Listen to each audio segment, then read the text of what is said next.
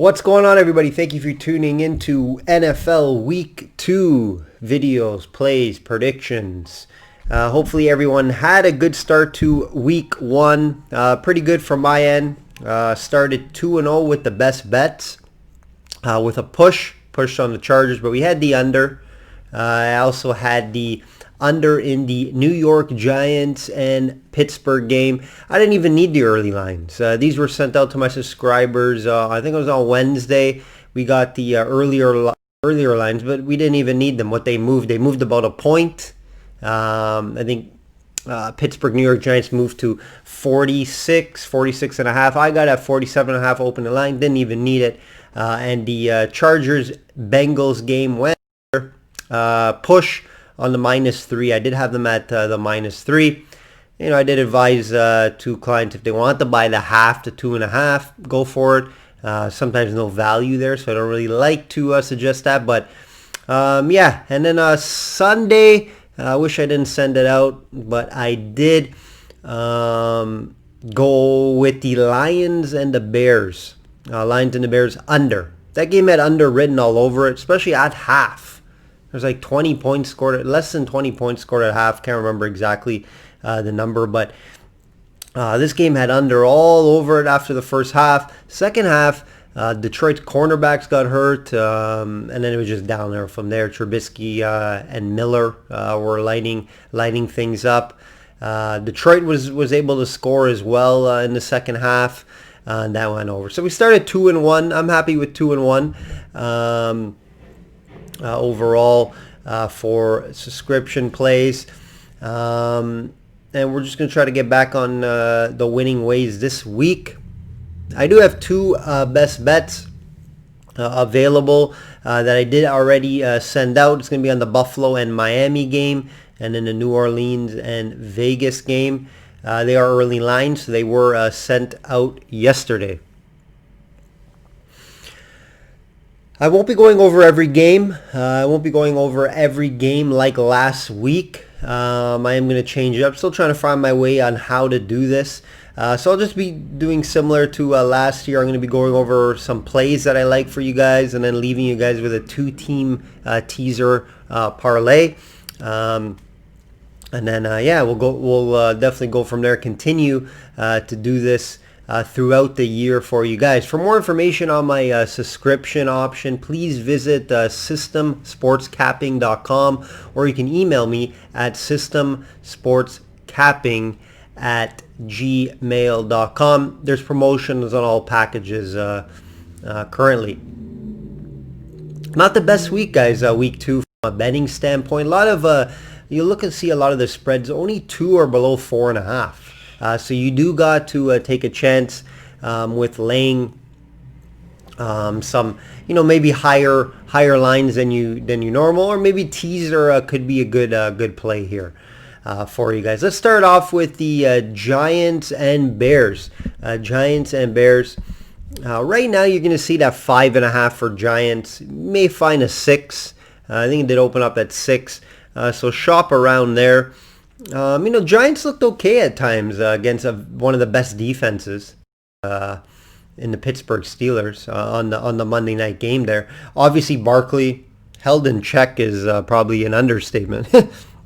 Steelers defense, though, Steelers up front, very solid. And you're not going to compare that with the Bears here, especially with Quinn out. I would watch to see if Quinn is out before making a play here. He does factor in a lot. The Bears only got to Stafford once last game, so I think Jones will still have Jones will have more time to throw in this one.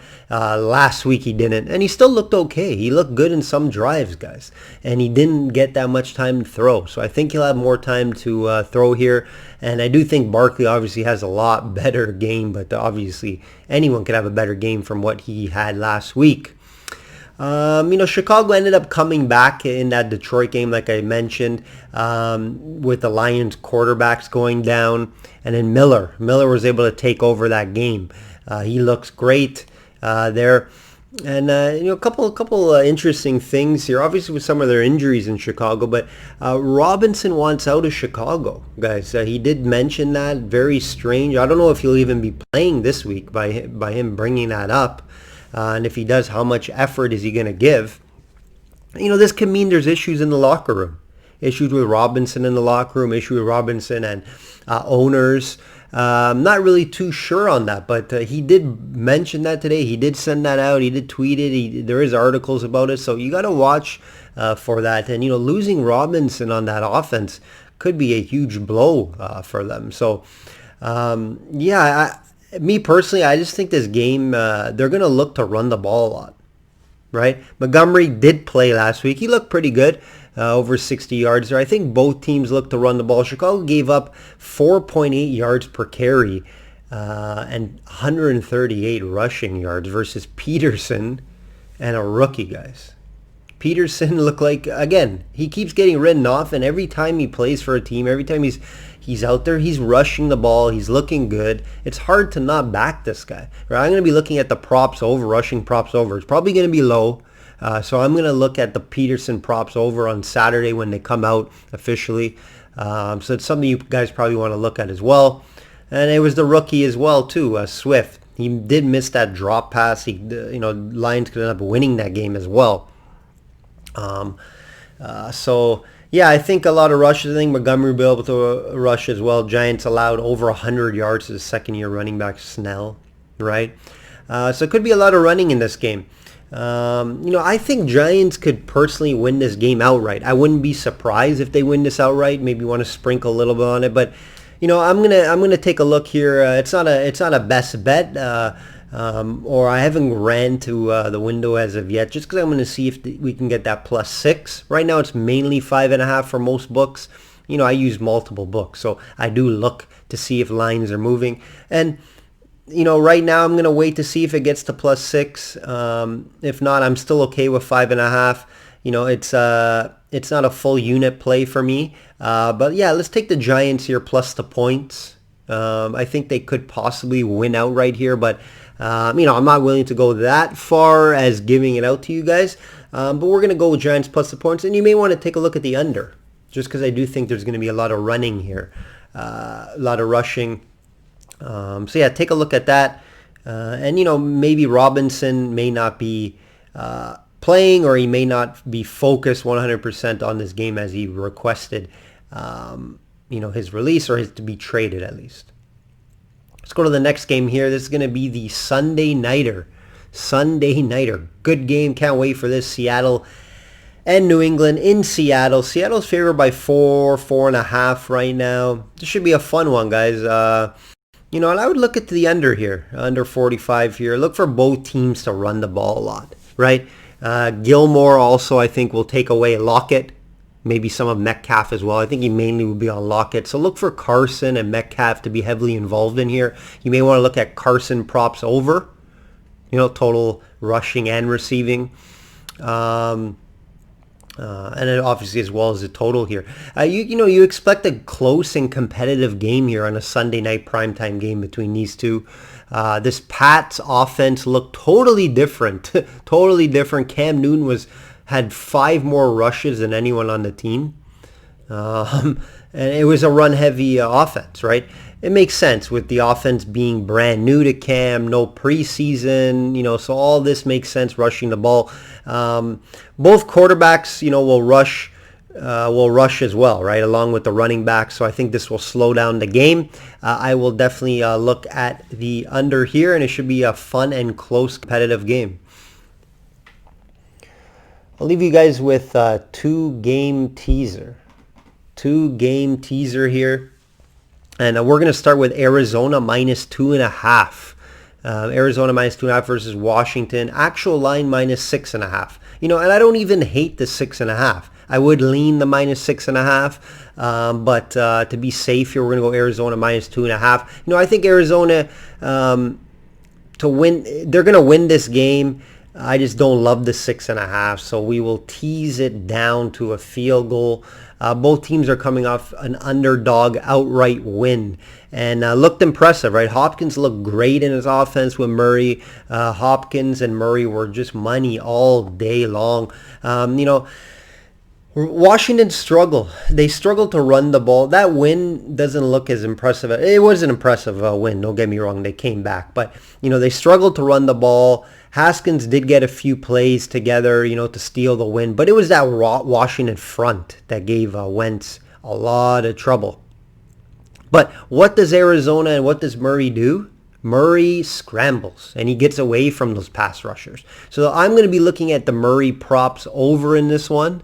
Okay, Murray props over for rushing. I don't know what it will be yet.